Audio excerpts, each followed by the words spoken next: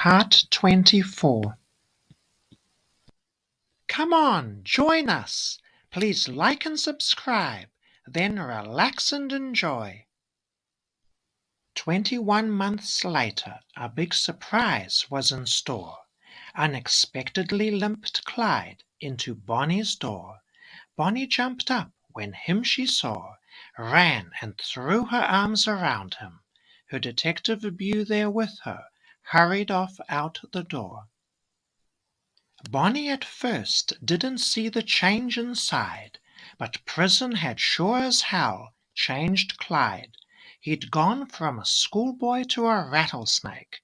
Burning with a rage Bonnie could not see, his severed toe stoked his PTSD whenever need be.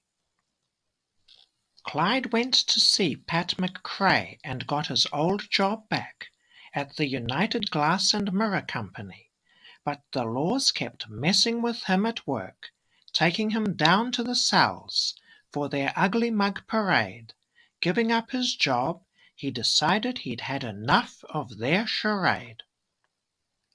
All the while Bonnie was feeling somewhat crowded at home, Billy with her baby and toddler monopolizing the place, singing them the Crawdad song, fun but not Bonnie's pace.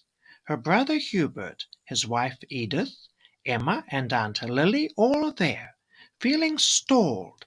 This crowded situation was raising Bonnie's hair. Money was scarce. The depression had taken hold. Her husband Roy and her sister Billy's Fred, both now in jail. Emma, toiling a moderate salary job to stay within the pale. Her brother Hubert not making much as a plumber's hand. Bonnie decided she'd be the one to go out and get some. Clyde and prison pal Ralph Fults soon formed a new gang, with Clyde the boss and Ralph his number 2. Neighbor Raymond Hamilton joined them as number 3. Bonnie asked Clyde if she could come along too, and thus, by accident, Bonnie joined as number 4. Their little gang was the West Dallas Represent, young neighborhood kids who'd decided they'd go bent, their kin acquainted through a social spiderweb. As famous outlaws they were destined to make a dent. From Irving to West Dallas viaducts is known as the Great Divide, where the women are kin and the men are men, and they won't stall on Bonnie and Clyde. They'd only just started, then Ralph and Bonnie got caught.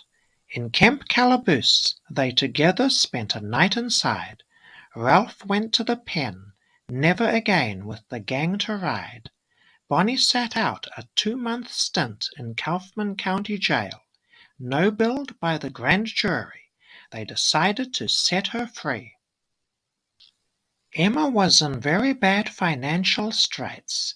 Bail was simply a no-go.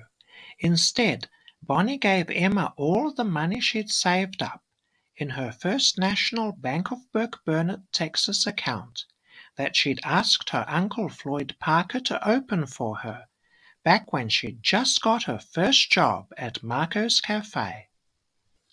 Then Bonnie determinedly tore out all those used pages, recording the small deposits she'd once so happily made, and in her bank book banked 10 carefully selected poems, gifting her jailer's friendly wife, who'd been especially kind to her, her bank book of Poems from Life's Other Side. The story of Suicide Cell, Gangster Gal Bonnie, The Prostitutes Convention, Reformative Olive Street Days, The Fate of Tiger Rose, Already the Wife of a Convict, Why Not, I'll Stay, Together Forever, A Need to Belong, From Shadow's Sun, Always Hoping for a Better Tomorrow. Bravery, toughness in the face of adversity, the hobo's last ride, Compassion and loyalty. The girl with the blue velvet band. Beware betrayal. When the elusive husband. People will talk. No matter what, always something to say. End of part 24. Come on, hit that like button and subscribe to this channel if you haven't already. The next part is coming soon.